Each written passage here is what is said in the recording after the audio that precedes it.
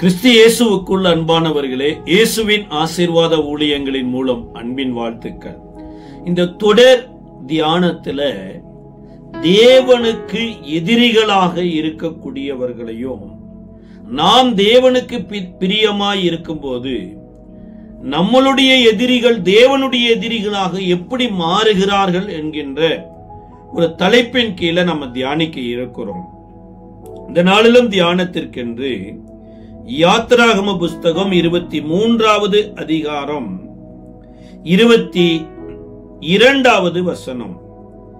நீ அவர் வாக்கை நன்றாய் கேட்டு நான் சொல்வதையெல்லாம் செய்வாயாகில் நான் உன் சத்துருக்களுக்கு சத்துருவாயும் உன் விரோதிகளுக்கு விரோதியுமாயிருப்பேன். ஆண்டவர் சொல்லுகிற ஒரு முக்கியமான ஒரு காரியம், நீ அவருடைய வாக்கை நன்றாய் கேட்டு நான் சொல்வதையெல்லாம் செய்வாயாகில். அப்ப கர்த்தருடைய வார்த்தையை கவனித்து கேட்கிற போதும், கர்த்தருடைய வாக்கின்படி கவனமா செய்கிற போதும் தேவன் நமக்கு விரோதிக்கு விரோதியாகவும் நம்மளுடைய சத்துருவுக்கு சத்துருவாகவும் மாறுகிறார். இயேசு கூட சொல்லும்போது சொல்றாங்க, உங்கள் சத்துருக்களை சிநேகியுங்கள், உங்களை சபிக்கிறவர்களை ஆசீர்வதியுங்கள், உங்களை துன்பப்படுத்துகிறவர்களுக்காக வேண்டுதல் செய்யுங்கள் அப்படிங்கிறார். அப்ப ஏன் இயேசு இப்படி சொல்றாருன்னா, ஒருவேளை நீ அவர்களை சத்துருவா பார்த்தீங்கன்னா தேவனும் அவர்களை சத்துருவா பார்க்க வேண்டியது வரும்.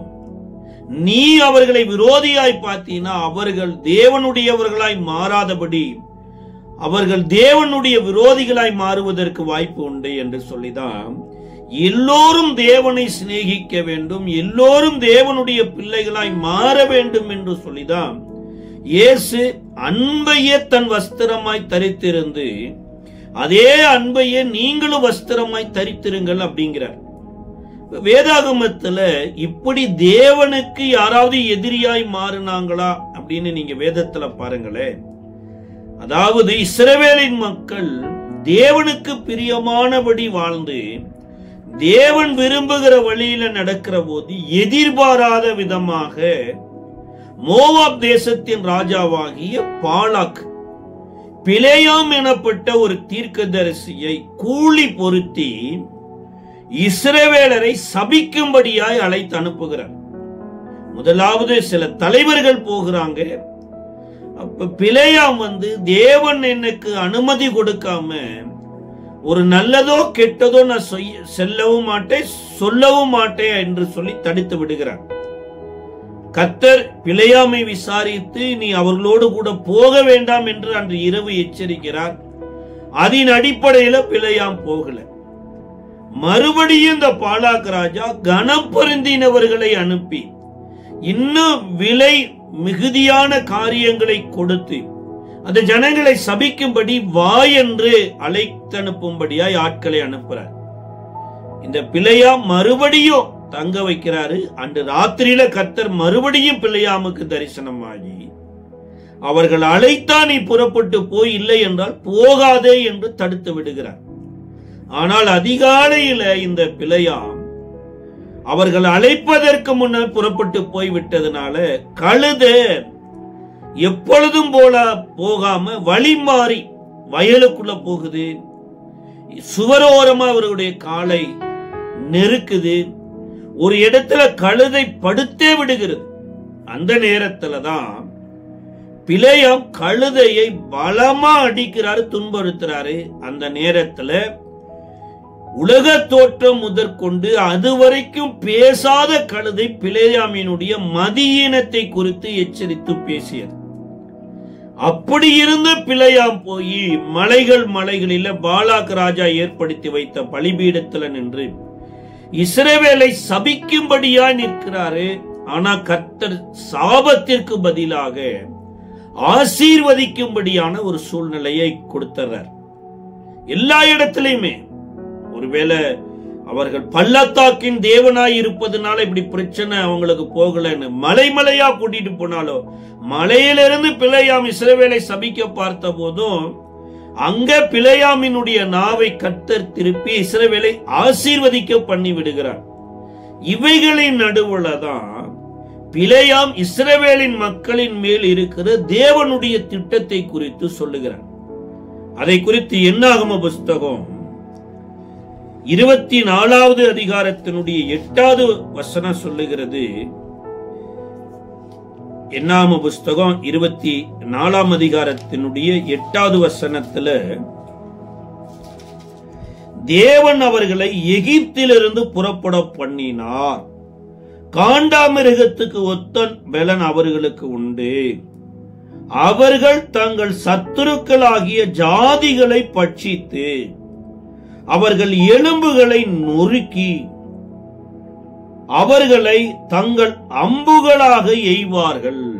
இங்க பிலேயாம் தேவனாலே இஸ்ரவேலருக்காக எதிர்க்கப்பட்ட, சொல்லப்போன சத்துருவாக மாறின பிலேயாம் தேவனாலே சிநேகிக்கப்பட்ட இஸ்ரவேலரை குறித்து தீர்க்க தரிசனம் சொல்றார். அந்த தீர்க்க தரிசனத்துல மிக மிக முக்கியமாக 2 காரியத்தை சொல்றார். ஒன்று என்னன்னா, அவர்கள் எகிப்திலிருந்து புறப்பட்டு வரவில்லை. இவர்கள் விரும்பினாலும் சரி, இவர்கள் போராடினாலும் சரி, இவர்கள் எகிப்திலிருந்து விடுதலையாக முடியாது. ஏன்னா எகிப்தில இருந்த சாம்ராஜ்யம், போர் ஆயுதங்கள், அங்க இருக்கக்கூடிய வலிமையான சக்திகள் கடுகளவு கூட இஸ்ரவேலரை எகிப்தை விட்டு வெளியே புறப்பட பண்ணவே முடியாது. அதுபோல நம்மளுடைய மாம்சத்தின் கிரியைகள், உலகத்தின் ஆசபாசங்கள், பிசாசினுடைய ஆக்கிரமிப்புகள் எதுவுமே நம்மளாலேயே நம்மளை விட்டு வெளியில வர முடியாதுங்க. ஏன்னா மாம்சம் எனப்பட்டது நமக்குள்ள இருந்து நமக்கு எதிராகவே செயல்படக்கூடியது. அதே போல இவர்கள் எகிப்திலே பிறந்து எகிப்தினுடைய கல்ச்சரை கற்றுக்கிட்டு எகிப்தினுடைய வாழ்ந்து எகிப்துக்கே வேலை செய்து பிரமேடுகளை எல்லாம் உருவாக்கி அடிமைகளா எகிப்துல இருந்தவங்களை இவர்களா வெளியில வர முடியாது. இன்னைக்கு எத்தனையோ பேர் நினைக்கிறது இதுதான், எப்படியாவது நான் அந்த குடிப்பழக்கத்தை விட்டு வெளியே வந்துருவேன், எப்படியாவது இந்த புகைப்பழக்கத்திலிருந்து வெளியே வந்துருவேன், எப்படியாவது இந்த சிற்றின்பத்தை விட்டு வெளியே வந்துருவேன். சார், நீங்க வெளியே வந்துருவேன்னு சொல்லிட்டே தான் இருக்க முடியுமே தவிர, ஒருவேளை உங்க வைராக்கியத்துல 1 வாரமோ 2 வாரமோ மறுபடியும் அந்த இடத்துக்கு போயிரும் பாருங்க. ஆனா வேதம் சொல்லுது, இவர்கள் எகிப்துக்குள்ள உள்ள போவார்கள் என்றும் எகிப்தை விட்டு வெளியே வருவார்கள் என்றும், இவர்கள் பிறப்பதற்கு முன்னமே தேவன் ஆபிரகாமின் மூலமாக 400 வருஷத்துக்கு முன்னமாக தீர்க்க தரிசனமாய் சொல்லி இருக்கிறார். அப்ப தேவனே இவர்களை எகிப்துக்கு கூட்டிட்டு போனாரு. தேவனே தான் இவர்களை எகிப்திலிருந்து கூட்டிட்டு வர முடியும். தேவன் எங்க எகிப்துல கூட்டிட்டு போனார் அப்படின்னா, ஆதியாகம புஸ்தகம் 46வது அதிகாரம் 1வது வசனம் சொல்லுகிறது, இஸ்ரேல் தன் தகப்பனாகிய ஈசாக்கு பலியிட்ட பெயர்சபாவிலே போய் பலியிட்ட போதுதான் அன்று ராத்திரியிலே கர்த்தர் அவனுக்கு தரிசனமாகி, யாக்கோவே யாக்கோவே, நீ எகிப்துக்கு போக பயப்படாத, நானும் உன் கூட வருவேன் என்று சொல்லி இந்த எகிப்துக்கு இந்த இஸ்ரவேலர்கள் வந்தபோது தேவனும் கூட வந்தார். எகிப்தை விட்டு இவர்கள் விடுதலை ஆகணுமா இருந்தா தேவன் அல்லாமல் விடுதலை ஆகவே முடியாது. அதனாலதான் இங்க சொல்றாரு, இவர்கள் எகிப்தை விட்டு விடுதலை ஆகல, தேவன் இவர்களை எகிப்திலிருந்து விடுதலை ஆக்கினார். முதல் காரியம் பாருங்க. இரண்டாவது, அவர்களுக்கு காண்டாமிருகத்துக்கு ஒத்த பலன் இருக்கிறது. இது இவர்களுடைய மாம்ச பலன் அல்ல. காண்டாமிருகம் தனக்குத்தானே பலனை ஏற்படுத்திக் கொள்ளல, படைக்கப்பட்ட மிருகங்களுக்குள்ளேயே காண்டாமிருகத்தை தேவன் விசேஷமா படைச்சிருக்கிறார். இதை யோபுவினிடத்துல கூட சொல்லுகிறார். காண்டாமிருகத்தினுடைய தன்மை எப்பேற்பட்டது, நீ ஒரு எருதை பூட்டி உழவோட்டுவது போல காண்டாமிருகத்தை உழவோட்ட முடியுமா? எல்லா மிருகங்களையும் பாருங்க, ஒரு நாய் கூட பாரு மாம்ச பட்சியா இருக்குது. ஆனா இந்த கொடிய மிருகம் என்று அல்லது சக்தி வாய்ந்த மிருகம் என்று சொல்லப்படுகிற இந்த காண்டாமிருகத்துக்கு இருக்கக்கூடிய வலிமை ஒரு காட்டில் இருக்கிற சிங்கத்துக்கு கூட கிடையாதாங்க. அவ்வளவு மாம்சத்தை சாப்பிடுது. இந்த காண்டாமிருகத்துக்கு கர்த்தர் விசேஷமான 2 கொடுத்திருக்கிறார். ஒன்று என்ன அப்படின்னா, இது இவ்வளவு சக்தி வாய்ந்ததா இருந்தாலும் மாம்சம் புசிக்காதது அப்படிங்கிறாங்க. இரண்டாவது, சிங்கத்தினுக்கு இவ்வளவு வலிமை ராஜாவாக இருந்தாலுமே கொம்பு எனப்பட்டது சிங்கத்துக்கு கிடையாது. ஆனா அந்த காண்டாமிருகத்துக்கு தேவன் கொம்பையும் ஏற்படுத்தி இருக்கிறார். அதனாலதான் இந்த பிலேயாம் எனப்பட்ட தீர்க்கதரிசி இஸ்ரவேலரை பார்க்கிறாரு. இவர்கள் ஒருவருக்கு கேடு விளைவிக்கிறதில்ல, ஆனால் அவர்களுடைய பலன் எனப்பட்டது தேவனாலே உருவாக்கப்பட்டிருக்குது. இவர்களுக்கு தேவனே கொம்பாக இருக்கிறார் என்பதை போல சொல்லிட்டு தான் சொல்றார். அவர்களுடைய செயல்கள், அதாவது ஒரு இஸ்ரவேலருடைய செயல்கள்ல 3 முக்கியமான செயல்கள்ல 3ல முதலாவது காரியம் என்னத்தை சொல்றாருன்னா, அவர்கள் தங்கள் சத்துருக்களின் ஜாதிகளை பட்சிப்பார்கள். பட்சிக்கிறதுனா என்ன? எலியா எப்படி பலியை செலுத்தி பலிபீடத்தை உண்டாக்கி ஆபிரகாமின் தேவனே, ஈசாக்கின் தேவனே, யாக்கோபின் தேவனே என்று ஜெபித்த போது வானத்திலிருந்து அக்கினி வந்து அந்த பலியை பட்சித்து போட்டதாம். அப்ப இஸ்ரவேலருக்குள்ள இருக்கக்கூடிய காரியத்தில் மிக மிக முக்கியமானதுன்னா பட்சிக்க கூடியதாம். அப்ப பட்சிக்கிறது யாரை பட்சிக்கிறார் அப்படிங்கறத நம்ம பார்க்கறதுக்கு முன்னாடி யோவான் எழுதின சுவிசேஷ புஸ்தகத்தினுடைய 2ஆம் அதிகாரம் 14வது வசனத்துல இயேசுவை குறித்து சொல்லப்பட்ட ஒரு தீர்க்க தரிசனம் நிறைவேறுகிறதை பார்க்கிறோம். 17வது வசனம், யோவான் எழுதின சுவிசேஷ புஸ்தகம் 2வது அதிகாரத்துல, அப்பொழுது உம்முடைய வீட்டை குறித்து உண்டான பக்தி வைராக்கியம் என்னை பட்சித்தது என்று எழுதியிருக்கிறதை அவருடைய சீசர்கள் நினைவு கூர்ந்தார்கள். வீட்டை குறித்த பக்தி வைராக்கியம் என்னை பட்சித்தது அப்படிங்கிற சார். 10ஓட 11 அத்தோட இது ஒன்னா, ஆலயத்துக்கு போனோமா, கொஞ்ச நேரம் பாட்டு பாடணுமா, ஒரு ஜெபத்தை பண்ணணுமா, அப்படியே வராம இயேசு தேவாலயத்துக்குள்ள உள்ள போய் தேவாலயம் கட்டப்பட்ட போது எப்படி இருந்ததோ அப்படி இல்லாததை குறித்து பக்தி வைராக்கியம் அடைந்தது. ஆலயத்தை நடத்தக்கூடிய ஊழியக்காரருக்கு கூட அதை குறித்து தெரியலைங்க. இந்த 3வது அதிகாரத்துல இதே தேவாலயத்தை நடத்தின நிக்கதேமு எனப்பட்ட ஒரு மனுஷன் வந்துதான், கர்த்தர் உம்மோடு கூட இராமல் இருந்தார், இப்பேற்பட்ட காரியத்தை செய்ய மாட்டீர் என்று இயேசுவை குறித்து இயேசுவின் இடத்துல வந்து சொல்றார். அப்ப இயேசு என்ன சொல்றாங்கன்னா, நீ மறுபடியும் பிறக்கலைன்னா நீ தேவனுடைய ராஜ்யத்தில் பிரவேசிக்க மாட்ட.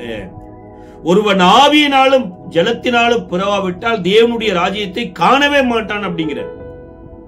அப்ப இங்க தேவாலயத்தை குறித்த பக்தி வைராக்கியம் இயேசுவை பட்சித்ததாம். அப்ப தேவாலயத்துக்குள்ள தேவனுக்கு எதிரான காரியங்கள் உள்ள வந்துருச்சுங்க. தேவாலயத்தை நடத்துகிறவர்கள் தேவனுக்கு சத்துருக்களாக மாறுகிற ஒரு சூழ்நிலை வந்துருச்சு.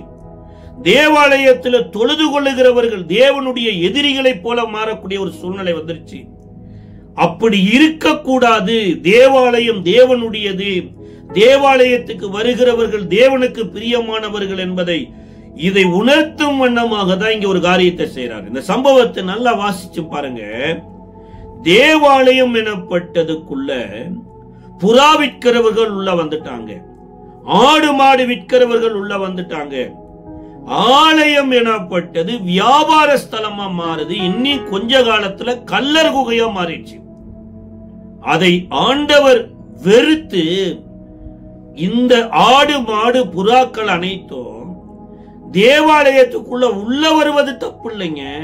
ஆனா அங்க தேவாலயத்துக்குள்ள ஆடு மாடு புறாக்கள் விலையேற பெற்றது இல்லைங்க, ரட்சிப்பு தான் விலையேற பெற்றது. பலியாக வேண்டிய புறாக்களோ ஆடு மாடுகளோ தேவாலயத்துக்குள்ள வந்து விலை பேசப்படுகிறது. ரட்சிப்பு எனப்பட்டது ஒரு விலை மதிப்பு இல்லாத நிலைமைக்கு போயிடுச்சு. அப்ப இதை குறித்த பக்தி வைராக்கியம் தான் இயேசுவை பட்சிக்குது பாருங்க. அவர் இஸ்ரவேலன் பாவம் செய்துட்டானா, ஒருவேளை ஏழையான ஒரு இஸ்ரவேலன் பாவம் செய்துட்டான். அவனுக்கும் பஸ்கா எனப்பட்டது இருக்குது. அவனும் பஸ்கா பண்டிகையில வந்து பங்கு பெறணும். அந்த மனிதனிடத்துல ஆடு இல்ல, மாடு இல்ல. ஒருவேளை ஆடு மாடு வைத்திருக்கிறவர்கள் அவனுடைய உறவினர்கள் இல்ல, நண்பர்கள் இல்ல.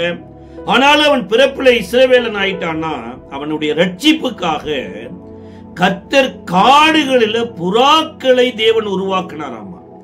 இப்ப இந்த இஸ்ரவேலன் என்ன பண்ணணும்? காடுகள்ல போய் புறாக்களை தேடி கண்டுபிடிக்கணும் பாருங்க. அப்ப காட்டுல ஒரு புறாவை பிடித்த உடனேயே இந்த இஸ்ரவேலனுக்கு ஒரு மிகப்பெரிய சந்தோஷம் என்னன்னா, இந்த வருடம் தேவாலயத்துக்கு நம்ம போகும்போது வெறுமையா போக மாட்டோம், நமக்கு ரட்சிப்புக்கு என்று உயிரை கொடுப்பதற்கு ஒரு ஜீவன் கிடைத்து விட்டது என்று காட்டிலேயே புறாவை பிடித்து சந்தோஷப்படுவானாமா. ஆனா காலமாக என்ன பண்ணிட்டாங்கன்னா, இந்த இறுதிய ரட்சிப்பில் களி கூறாதபடி வியாபாரத்தை அதிக கண்ணோட்டமா கொண்டு வந்துட்டாங்க. இது என்னை பட்சித்ததுங்கிறார். இந்த உலகம் இரண்டு மார்க்கத்துல இருக்குதுங்க.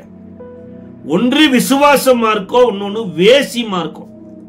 இந்த வேசி மார்க்கத்தாருக்கும் விசுவாச மார்க்கத்தாருக்கு இருக்கக்கூடிய வித்தியாசத்தை தான் வேதாகமத்துல நன்கு வாசிக்கிறோம். அதுல வெளிப்படுத்தின விசேஷத்துல 20வது அதிகாரத்தினுடைய 9வது வசனத்துல இந்த வேசி மார்க்கத்தாருக்கு கிடைக்கக்கூடிய தண்டனையை குறித்து சொல்லப்பட்டிருக்கிறது. அவர்கள் பூமி எங்கும் பரவி பரிசுத்தவான்களுடைய பாளையத்தையும் பிரியமான நகரத்தையும் வளைத்துக் கொண்டார்கள். அப்பொழுது தேவனாலே வானத்தில இருந்து அக்கினி இறங்கி அவர்களை பட்சித்தது. அதாவது இந்த வேசி மார்க்கத்தார் பூமி எங்கும் பரவினது மாத்திரமில்லைங்க, பரிசுத்தவான்களுடைய பாளையத்தையும் பிரியமான நகரத்தையும் வளைத்துக் கொண்டாங்க. எப்படி தேவாலயத்துக்குள்ள வந்து இந்த உலக ட்ரெண்ட உள்ள கொண்டு வந்தாங்களோ அதே போல இந்த வேசி மார்க்கம், இந்த வேசிகளுடைய செயல்பாடுகள் இப்படி வந்துருச்சு. இப்ப வானத்திலிருந்து அக்கினி இறங்கி வந்து அவர்களை பட்சித்து போட்டதாமா. இயேசு இப்படி தேவனுடைய வீட்டை குறித்து பக்தி வைராக்கியம் பட்சித்ததுன்னா அவர் வானத்திலிருந்து இறங்கி வந்து தேவனுடைய குமாரன் பாருங்க. இப்ப தேவனிடத்திலிருந்து வருகிறது அனைத்தும் தேவனுக்காக பட்சிக்குது.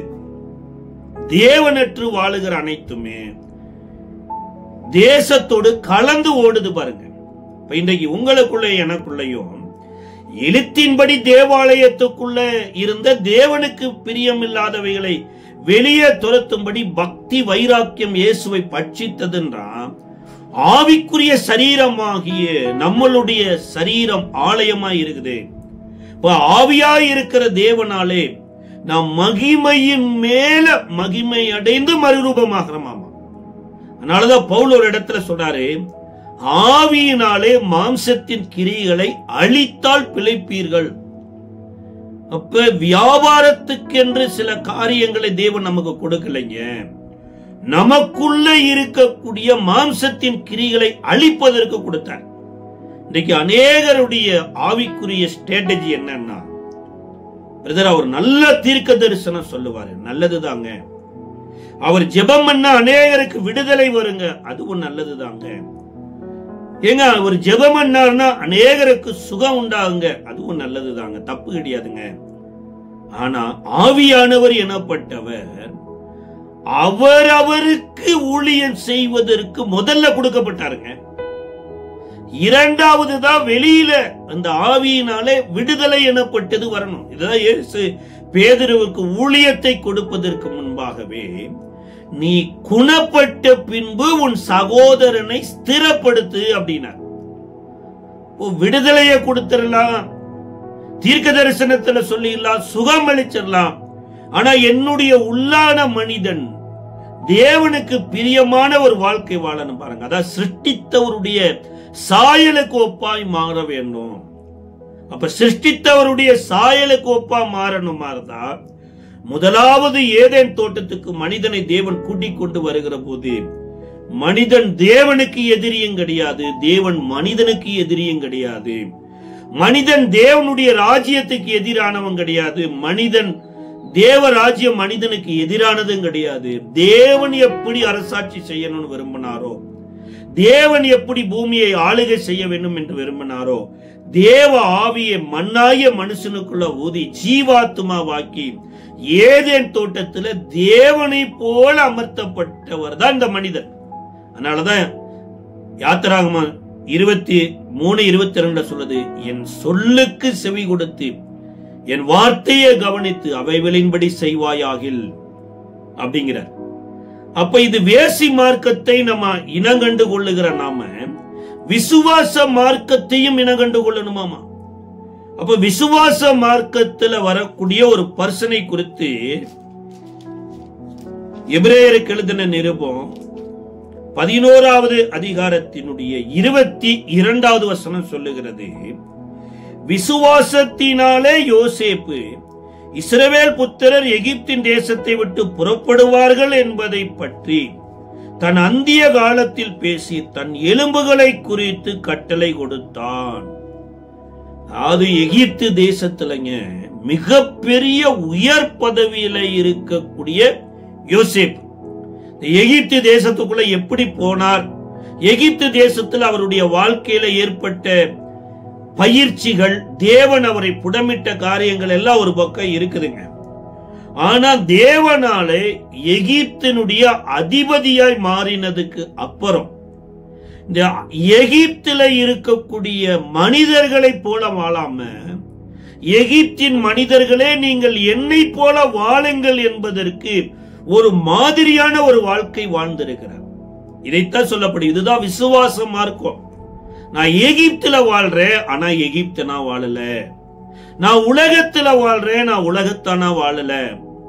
நான் இருளில இருக்கிறேன், ஆனா நட்சத்திரமா இருக்கிறேன். இன்றைக்கு நீங்களும் நானும் விசுவாச மார்க்கத்தானா மாறி இருக்கிறோம். ஜீவனுள்ள தேவனுடைய ஜெனரேஷனா மாறி இருக்கிற போது தேவனற்ற இவ்வுலக வேசியின் சந்ததின்னு சொல்லப்பட்டிருக்குது. அவர்களை போல வேஷமாக திரிவதற்கு தேவன் அழைக்கலப்ப. யோசேப்பை குறித்து சொல்லப்படுகிறது, இவருக்குள்ள ஒரு விசேஷித்த ஆவி இருந்ததுனால இவர் எப்பேற்பட்ட வாழ்க்கை வாழ்ந்தார் என்றால் அந்திய காலத்தில் எதை விசுவாசித்தாரோ அதை தாங்க பேசினாராமாங்க. 22வது வசனத்துல சொல்லப்படு, அந்திய காலத்திலே பேசி, சான்ஸே கிடையாது, இப்படி எல்லாம் நடக்குன்னு தெரியாது, ஆனா அதை பேசிட்டு இருக்கிறார். சாரி, என்ன நிலைமை, ஒரு பெரிய அரண்மனையில தங்கி இருக்கிறோம், ராம்சேஸ் எனப்பட்ட ஒரு நாட்டை சொந்தக்காரங்களுக்கே கொடுத்திருக்கிறோம். இந்த யோசேப்பு விரல் நீட்டாம எகிப்துல எதுவும் நடக்காதுங்கிற உயர் பதவியில இருக்கிற போது இதெல்லாம் மாறுமா அப்படின்னு கேட்டா நம்மளுடைய பார்வையில மாறாது. ஆனா தேவன் தம்முடைய வார்த்தையை சொல்லி இருப்பார் என்றால் நிச்சயமா அது நிறைவேறுங்க. அதைத்தான் விசுவாசித்தார் பாருங்க. இதனுடைய ரிசல்ட் எங்க நீங்க பார்க்கலாம்னா, இவர் எப்படி வாழ்ந்தார் என்று ஆதியாகம புஸ்தகத்தினுடைய 50வது அதிகாரத்தினுடைய 25வது வசனம் சொல்லுகிறது.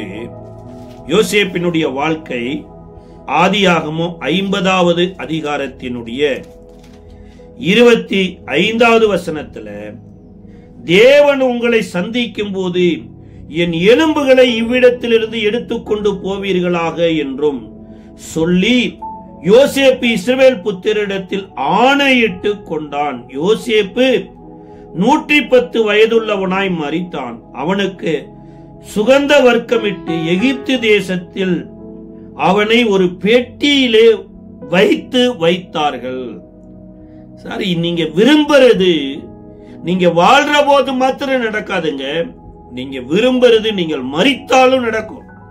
ஆனா உங்களுடைய விருப்பம் எனப்பட்டது தேவனுடைய வார்த்தையின்படி இருக்கணும் பாருங்க. அதாவது இந்த எலும்புகளை குறித்து அடக்கம் பண்ணுகிற அந்த காலகட்டம் பெட்டியில் வைத்தார்களாமா. இப்ப எகிப்தை விட்டு இவர்கள் விடுதலை ஆவார்கள் என்று யோசேப்புக்கு எப்படி தெரிஞ்சு? எல்லாரும் எகிப்துல தான் வந்தாங்க. இந்த 70 பேர் எகிப்துல ஆரம்பிக்கிறாங்க. அதுல முதல்ல வந்தவர் யோசேப்பு. அவருக்கு மனைவி, 2 பிள்ளைகள், ஒரு 4 பேர் இருக்கிறாங்க. 66 பேர் பஞ்சகாலத்துல வர்றாங்க. இந்த எகிப்துல வந்து யாக்கோபு யோசேப்பு உயிரோடு இருக்கும் போதே அவர் விருப்பத்தின்படி அவருடைய முற்பிதாக்களுடைய கல்லறையில கொண்டு போய் அடக்கம் பண்ணிட்டாங்க. ஆனா இந்த யோசேப்பு மாத்திரம் ஒரு வித்தியாசமான ஒரு விசுவாச வாழ்க்கை வாழ்ந்திருக்கிறாரு. இவருடைய அடக்கம் எனப்பட்டது வித்தியாசமா, அத பெட்டியில் வைத்தார்கள். இந்த பெட்டியில வைக்கிறது அநேகருக்கு ரொம்ப பிரியமா இருக்குது. ஆனா அதற்கு மேல உயிரோட இருக்கும் போது சொன்னாரு பாருங்க, எழுதி வைத்தாரு பாருங்க, அதை விட்டுறாங்க. நீங்க எத்தனையோ பேர் பாருங்க, கல்லறை எங்களுக்கு எப்படியாவது கிடைச்சிருன்னு நினைச்சிட்டு இருக்கிறாங்க. கல்லறை கட்டாய அவசியம் தான். ஆனா அந்த கல்லறையிலிருந்து நீங்க எந்திரிக்கணுமே, அதை விட ரொம்ப அவசியம் இல்ல. அப்ப கிறிஸ்துவுக்குள் மரிக்கிறவர்கள் முதலாவது எழுந்திருப்பார்கள்னா, கிறிஸ்துவுக்குள்ள முதலாவது வாழ்ந்தா தாங்க கிறிஸ்துவுக்குள்ள மரிக்க முடியும். இப்ப சென்னையில ஒருத்தர் இறந்து போயிட்டாரு அப்படின்னு யாரோ ஒருத்தர் சொல்றாங்கன்னு வைங்களேன், சென்னையில அவர் வாழ்ந்தா தானங்க சென்னையில இறக்க முடியும்.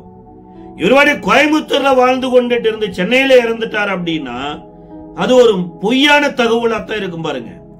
அதே மாதிரிதான் கிறிஸ்துவுக்குள்ள வாழ்ந்தா தாங்க கிறிஸ்துவுக்குள்ள முதலாவது எந்திரிக்க முடியும்.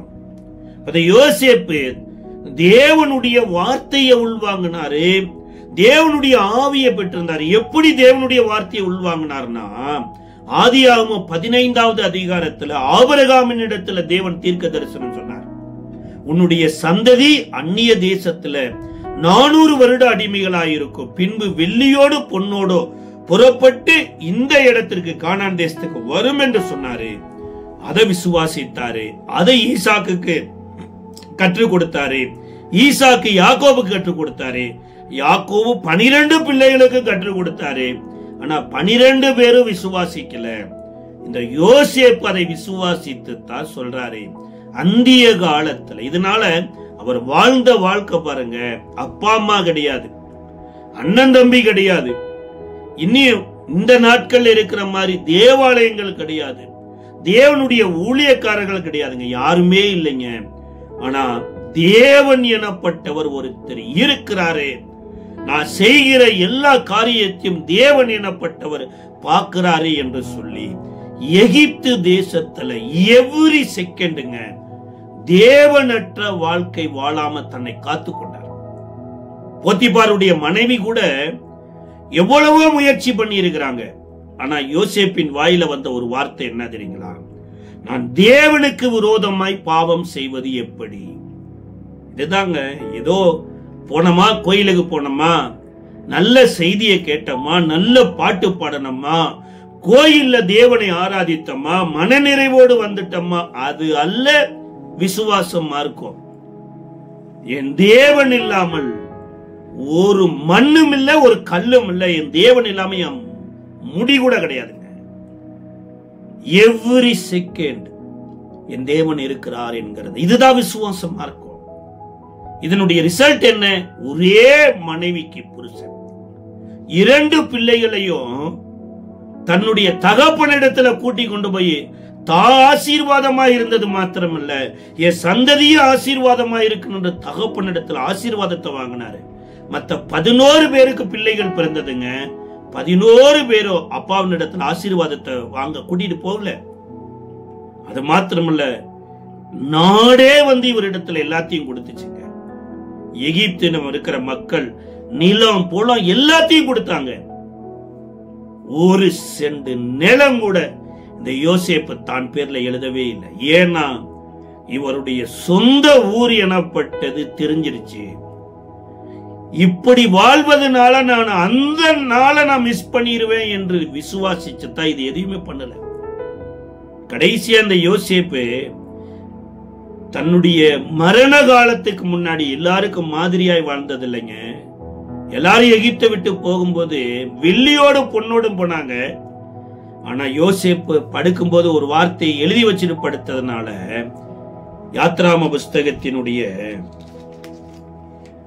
13வது அதிகாரம் 19வது வசனத்துல, யாத்ராகமம் 13:19 சொல்லப்பட்டிருக்குது.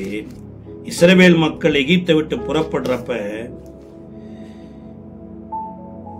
மோசே தன்னோடு கூட யோசேப்பின் எலும்புகளை எடுத்து கொண்டு போனான். தேவன் நிச்சயமாய் உங்களை சந்திப்பார் என்று அப்பொழுது உங்களுடனே கூட என் எலும்புகளை இவ்விடத்திலிருந்து எடுத்துக்கொண்டு போங்கள் என்று யோசேப்பு சொல்லி இஸ்ரவேல் புத்திரரை உறுதியாய் ஆணையிட்டிருந்தான். சார், யோசேப்பு ஒருவேளை இஸ்ரவேல் மக்கள் எகிப்து தேசத்துல ஒரு 300 வருஷம் இருந்திருப்பாங்கன்னு வைங்களேன். ஏன்னா 100 வருட காலகட்டத்துல ஆபிரகாம், ஈசாக்கு, யாக்கோபு, யோசேப்போடு கூட முடியுதுன்னு வைங்க. 300 வருஷத்துக்கு முன்னாடி ஒரு மனுஷன் விசுவாசித்து எழுதி படுத்திருக்கிறான். 300 வருஷத்துக்கு அப்புறம் அது நிறைவேறுதுங்க. இதுதாங்க விசுவாசமா இருக்கும். ஒருவேளை இன்றைக்கு நம்ம காலத்துல நம்ம வாழ்ந்து கொண்டிருக்கிறோம். நமக்கு முன்னாடி ஒரு 100 வருடங்களுக்கு முன்னாடி சில பரிசுத்தவான்கள் வாழ்ந்து விசுவாசத்துல மரித்திருக்கிறாங்கன்னு வைங்களேன். இந்த யோசேப்பினுடைய எலும்புகள் எப்படி எகிப்தை விட்டு புறப்பட்டதோ அதுபோல வானத்திலிருந்து இயேசு வருகிற போது இந்த எலும்புகள் எல்லாம் உயிரடையுங்க. தேவனுடைய சேனையெல்லாம் நிக்குங்க. இதுதாங்க வேதம் சொல்லுது. தேவன் அவர்களுக்கு கொடுத்திருக்கிற ஆசீர்வாதத்தில் முதல் ஆசீர்வாதம் தேவனை குறித்த பக்தி வைராக்கியம் அவர்களை பட்சித்தது. இந்த யோசேப்பை எடுத்துக்கொண்டு போய் யோசுவாவின் புஸ்தகம் 24வது அதிகாரம் 22வது வசனம் சொல்லுகிறது, சீகேமில் போய் அடக்கம் பண்ணாங்களாம். யோசிக்க வேண்டிய ஒரு விஷயம். எகிப்திலிருந்து எடுத்துக்கொண்டு போகப்பட்ட யாக்கோவினுடைய சரீரம் மம்ரேல அடக்கம் பண்ணப்பட்டுச்சு. ஆபிரகாமினுடைய சரீரம் மம்ரேல அடக்கம் பண்ணப்பட்டுச்சு. சாரால் ஈசாக்கினுடைய சரீரம் மம்ரேல அடக்கம் பண்ணப்பட்டுச்சு. ஆனா இந்த யோசேப்பினுடைய சரீரத்தை மம்ரேல அடக்கம் பண்ணாம சீகேம்ல போய் அடக்கம் பண்ணாங்க.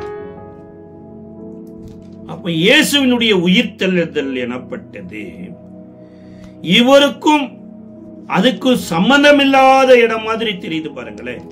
யோசுவாவின் புஸ்தகம் 24வது அதிகாரத்தினுடைய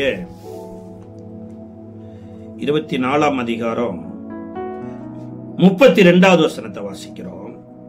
இஸ்ரவேல் புத்திரர் எகிப்திலிருந்து கொண்டு வந்த யோசேப்பின் எலும்புகளை அவர்கள் சீகேமிலே யாக்கோபு சீகேமின் தகப்பனாகிய எம்மோரியருடைய புத்திரின் கையில் 100 வெள்ளிக்காசுக்கு கொண்ட நிலத்தின் பங்கிலே அடக்கம் பண்ணினார்கள். அந்த நிலம் யோசேப்பின் புத்திரருக்கு சுதந்திரம் ஆயிற்று. அப்ப யோசேப்பினுடைய சரீரத்தை சீகேமில் அடக்க பண்ணினதனுடைய பின்னணி என்ன அப்படின்னு வேத பண்டிதர் சொல்றாங்கன்னா, இந்த சீகேமின் ராஜா தாங்க யாக்கோபினுடைய குமாரத்தி ஆகிய தாமாரை கற்பழிச்சார். அது மாத்திரமல்ல, அவளை திருமணமும் முடிக்கணும் என்று கேட்டு திருமணமும் முடிக்கிறாங்க. இதற்கு அப்புறம் சிமேயோ லேவியோ ஒரு மிகப்பெரிய ஒரு கலவரம் பண்ணி இந்த சீகேமைய தீக்கொளுத்திட்டு போயிட்டாங்க. இதற்கு அப்புறம் தாமார் விதவையாக்கப்பட்டதற்கு அப்புறம் இந்த யாக்கோபு தாமாரை ஒரு எகிப்து தேசத்து ஆசாரியனுக்கு திருமணம் முடிச்சு கொடுத்தாங்களாம். இந்த எகிப்து தேசத்து ஆசாரியனுடைய மகள் தான் அஸ்னாத். இந்த அஸ்னாத்தை தான் யோசேப்பு திருமணம் முடிக்கிறாரு. இந்த அஸ்னாத்துக்கு பிறந்த 2 பிள்ளைகள் தான் மனாசேயும் எப்பிரேயும். பாருங்க, எல்லாருக்கும் ஒரு கோத்திரத்துக்கு ஒரு சுதந்திரம். ஆனா இங்க தாமாரினுடைய மகளாகிய அஸ்னாத்துக்கு பிறந்த 2 பிள்ளைகளுக்கோ சுதந்திரம். பாருங்க, யோசிச்சு பாருங்க. தேவன் பிறந்ததுனாலேயே இப்படி ஒரு ஆசீர்வாதத்தை கொடுத்திருப்பாருன்னா, நேர்மையா வளர்ந்திருந்தா இப்படி ஆசீர்வாதத்தை கொடுத்திருக்க மாட்டேன். இந்த எலும்புகள், யோசேப்பின் எலும்புகள் எகிப்து தேசத்துல இருந்து விடுதலையானது மாத்திரமல்லைங்க, இயேசு கிறிஸ்து மரித்து உயிர் தெழுந்த போது எருசலேமில விசுவாசத்தில் படுத்திருந்த இவர்களோடு எலும்புகளோடு கூட அவருடைய எலும்பும் சேர்ந்து அன்றைக்கு பரலோகத்துக்கு போனது. அதுபோல இந்த நாட்களில நீங்களும் நானும் நம்மளுடைய சத்துரு இன்னார் என்று இனங்கண்டு கொண்டு நாம தேவனுக்கு பிரியமா வாழும் போது நமக்கு சத்துருவானவர்கள் எல்லாம் தேவனுக்கும் சத்துருவாய் மாறுகிறாங்க. இப்ப நாம எப்படி தேவனுக்கு பிரியமா மாறணும்? இதை குறித்து வருகிற எபிசோடுல நம்ம பார்க்க இருக்கிறோம். அதற்கு முன்பாக தேவாலயத்துல தேவன் அசைவாடணுமே தவிர தேவன் யுத்தம் பண்ணக்கூடாதுங்க. நம்மளுடைய சரீரமாகிய ஆலயத்துல ஆவியானவர் அசைவாடணுமே தவிர, ஆவியானவர் நம்மளை வழிநடத்தணுமே தவிர ஆவியானவர் துக்கப்படக்கூடாது. இதற்காக விசுவாசிப்போம், ஜெபிப்போம். கர்த்தர் நமக்கு உதவி செய்வார். God bless.